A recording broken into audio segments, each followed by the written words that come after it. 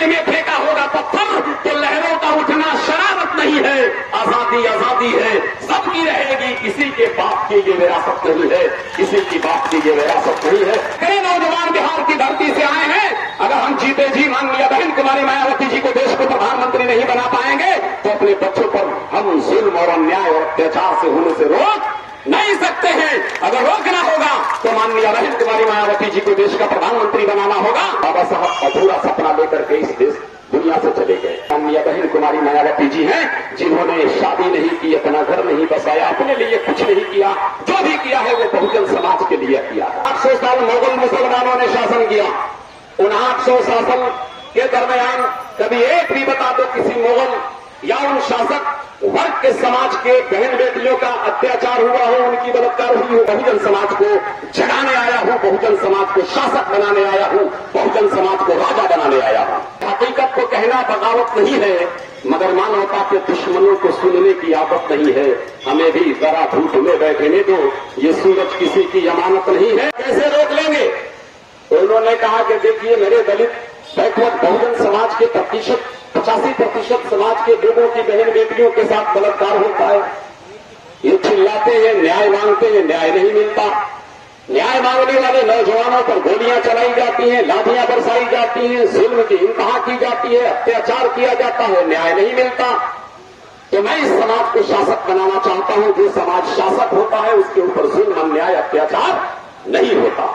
इसलिए मैं इन्हें शासक बनाने के लिए, इन्हें राजा बनाने के लिए पार्टी बनाया हूं।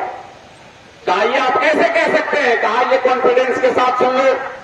भारत में तकरीबन 800 साल मुगल मुसलमानों ने शासन किया।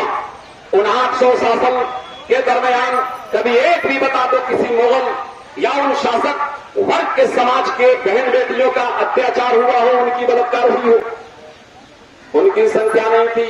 800 शासन किया, उन पर कोई जुल्म नहीं हुआ, कोई अन्याय नहीं हुआ, कोई अत्याचार नहीं हुआ।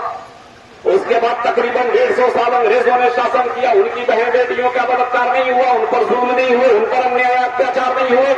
और वो तो वो एक हमारे यहाँ सर्व समाज जो है, जिसे हम अपर क्लास कहते हैं, अपर क्लास के लोग हर दौर में शासन के करीब रहे हैं, हर दौर में शासन के साथ रहे हैं।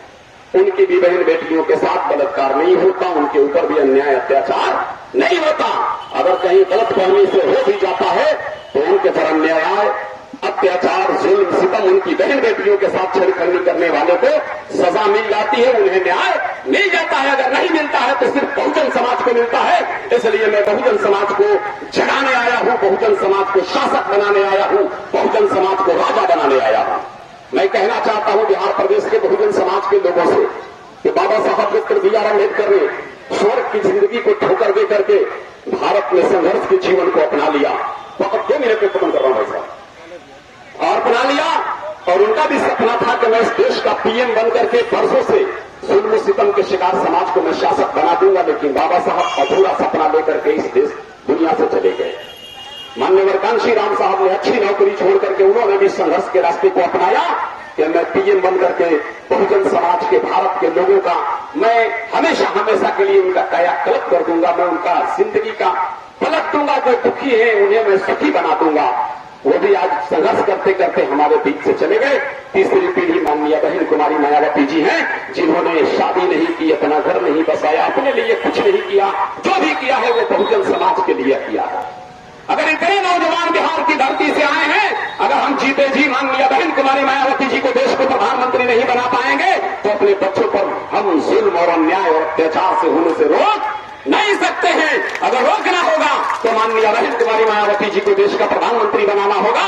और जब माननीय बहन कुमारी मायावती जी को देश की प्रधानमंत्री बनाना होगा तो बड़ी विश्वास के साथ, आत्मविश्वास के साथ, बड़ी मोहब्बत के साथ महामना छत्रपति साहू जी महाराज के बेटे, हम सबके बड़े भाई बिहार के, जो बिहार में ही हैं, जिन्हें न्याय नहीं मिलता और जिनके साथ ये खड़े हो जाते हैं तो प्रशासन हिलने लगता है। बड़े बड़े नेताओं की हिम्मत कांप जाती है।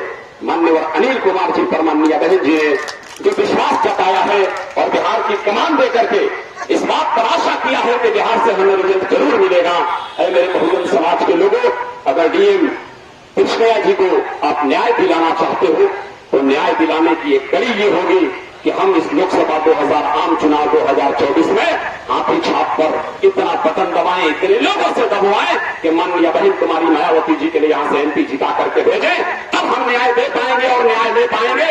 दूसरे के न्यायों में रहने वालों की कभी भला नहीं होगा। इन्हीं चंद बातों के साथ, 2 लाइनों के साथ जो हमारी बात अधूरी रह गई है, मैं अपनी बातों को विराम देना चाहता हूं कि हकीकत को कहना, ये सब आप लोगों के लिए बोल रहा हूं कि हकीकत को कहना बगावत नहीं है, मगर मानवता के दुश्मनों को सुनने की आदत नहीं है।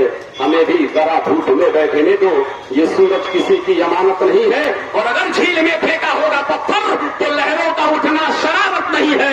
आजादी आजादी है, सबकी रहेगी, किसी के बाप की ये विरासत नहीं है, किसी की बाप की ये विरासत नहीं है। यही चंद